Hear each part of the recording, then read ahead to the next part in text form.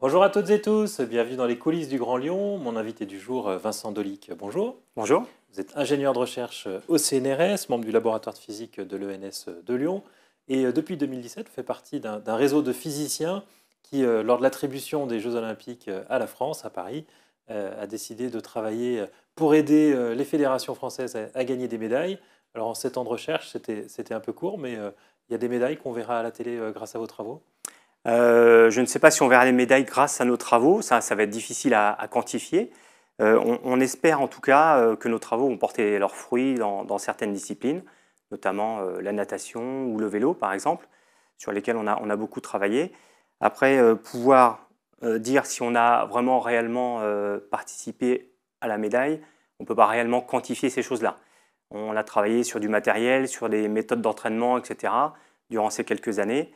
On espère que, de toute façon, en étant à la maison, on rapportera un peu plus de médailles qu'à l'habitude. Et alors concrètement, vous êtes une cinquantaine de chercheurs en France. C'est un réseau qui s'est constitué. Vous êtes allé voir les fédérations pour leur demander comment vous pouviez les aider. C'est ça. En 2017, j'ai un collègue, Christophe Clanet, de l'École Polytechnique, qui a eu l'idée de fédérer, de faire un consortium, on va dire, de chercheurs dans des laboratoires français, de physiciens. Et donc l'idée a été de contacter les différentes fédérations des Jeux d'été de 2024 et puis de leur dire, nous on est des physiciens, on va venir éventuellement vous aider sur des questions que vous avez. Donc l'idée ça a été pour ces fédérations intéressées de prendre des rendez-vous, on a fait des journées d'extraction, ce qu'on appelle. Donc la journée d'extraction, c'était vraiment un rendez-vous avec les coachs, les services techniques, les entraîneurs et les athlètes. On a discuté durant toute cette journée. Derrière, on a eu une liste de questions sur lesquelles les physiciens pouvaient les aider.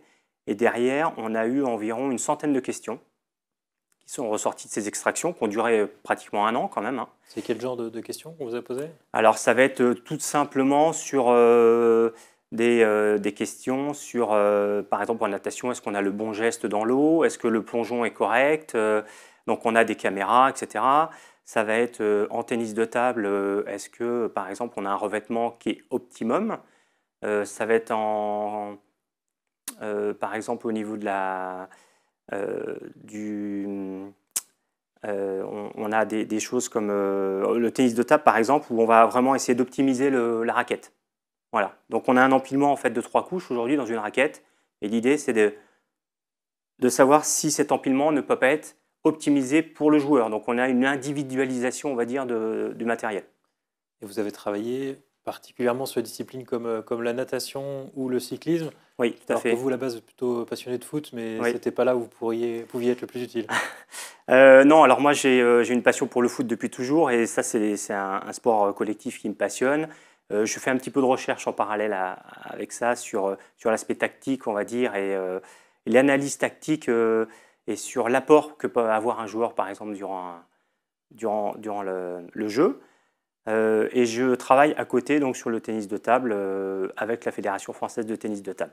Mais là, vous aviez visé des sports où il y avait beaucoup de médailles, alors qu'en foot, il n'y en a qu'une, quoi. Voilà, exactement. L'idée, c'est de maximiser nos efforts sur les sports où il y a beaucoup de médailles. Comme vous le dites, en foot, on va en avoir deux, hein, une en masculin, une en féminin, pour l'or. Par contre, en natation, en judo ou en vélo, on va avoir beaucoup plus de médailles. Donc, on peut se dire que l'argent investi dans ces disciplines-là va être plus utile en termes de nombre de médailles que sur les sports collectifs. Donc, on a clairement aujourd'hui dans Sciences 2024 beaucoup de choses qui se font dans le vélo.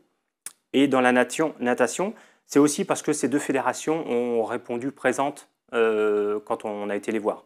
Et on a énormément de choses qui se font sur le cyclisme sur piste, où on analyse par exemple le frottement des chaînes, la stratégie des courses, etc. C'est des disciplines aussi qui sont souvent pointées du doigt sur les questions de dopage, avec des performances qui interrogent.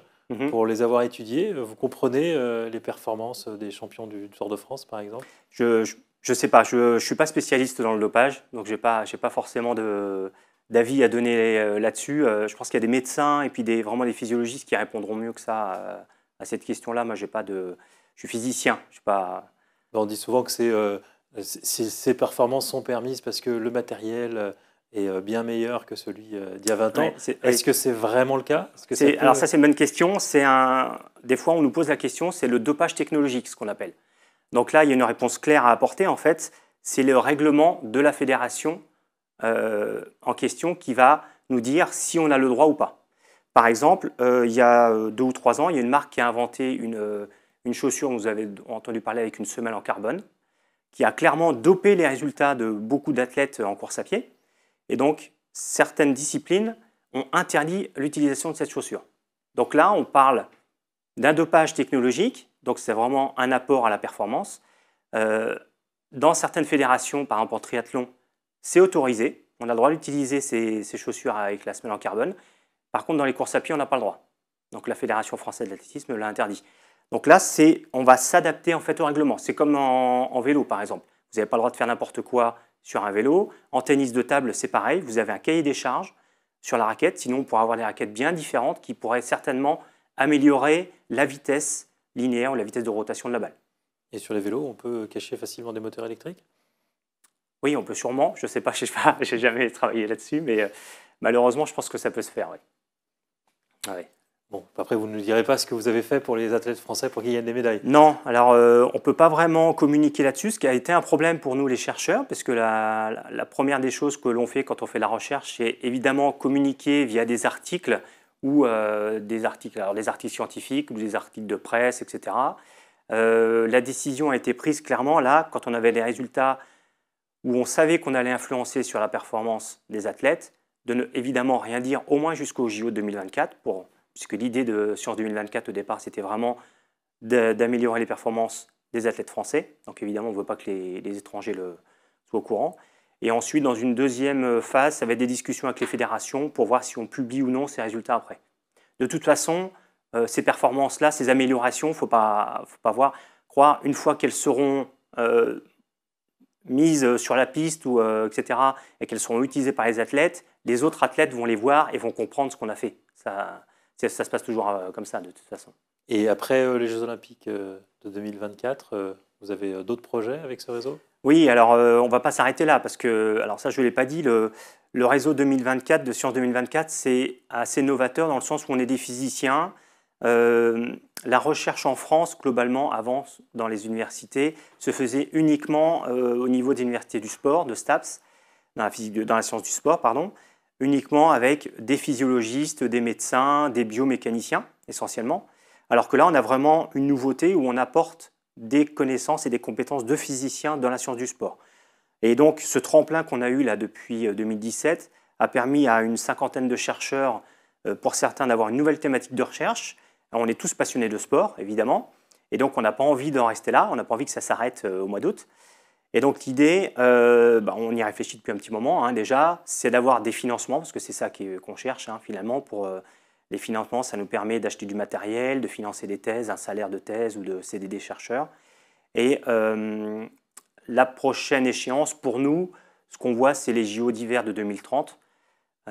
Probablement en France et dans les Alpes. Voilà, françaises. on espère, c'est ça. Alors non seulement ce sera en France, mais en plus ce sera dans la région. Donc peut-être que la région nous aidera un petit peu plus, on ne sait pas. Et en tout cas, oui, l'idée c'est vraiment de ça, de prolonger de 6 ans, d'avoir une espèce de science 2030. Alors le cadre sera sûrement un peu différent parce qu'on va un peu élargir les choses, mais l'idée c'est ça. Dernière question pour finir, vous êtes un spécialiste des matériaux, vos autres activités n'ont rien à voir avec le sport, vous êtes spécialiste du plasma. Oui. Vous travaillez sur la fusion nucléaire, alors c'est toujours oui. Une énergie dont on parle à une échéance dans 50 ans, 60 ans, ou on verra ça de notre vivant? Alors non, on verra ça de notre vivant, je l'espère bien. Moi je suis optimiste, de naturel optimiste. Alors c'est des choses vraiment aussi très intéressantes, la physique des plasmas. On a donc un petit réacteur, ce qu'on appelle au laboratoire de physique de l'ENS, où on étudie en fait les dérives en fait du plasma, les gradients, ce qu'on appelle de température, de champ électrique, etc., pour essayer de comprendre ce qui se passe dans un plasma et puis essayer de le maîtriser, donc pour pas qu'il dérive, pour pas qu'il s'éteigne, on va dire grosso modo. Et donc les gros projets de fusion nucléaire, ils sont en train de s'améliorer. Clairement, il y a eu un article la semaine dernière où on a réussi à maintenir ce plasma pendant plusieurs minutes. Et là, je pense que les progressions sont relativement rapides maintenant. Alors, je ne vais pas donner de chiffres d'échéance, mais ce n'est pas à 50 ans. Je pense que clairement, ces futures centrales nucléaires à fusion, elles devraient voir le jour assez rapidement, j'espère. Et elle réglerait tous nos problèmes d'énergie? Alors, tous nos problèmes d'énergie, oui et non. Ça va régler quand même, pour moi, deux gros problèmes. On ne fera plus de fission, donc on n'aura plus de déchets radioactifs. Et puis, il n'y aura plus ce problème éventuellement d'accident nucléaire, comme malheureusement il y a déjà eu plusieurs fois dans le monde. Donc ça, c'est quand même un gros progrès en soi, la sécurité et puis la gestion des déchets nucléaires. Vincent Delic, je vous remercie. Merci de m'avoir invité. Et puis moi, je vous dis à demain pour une nouvelle émission des coulisses du Grand Lyon.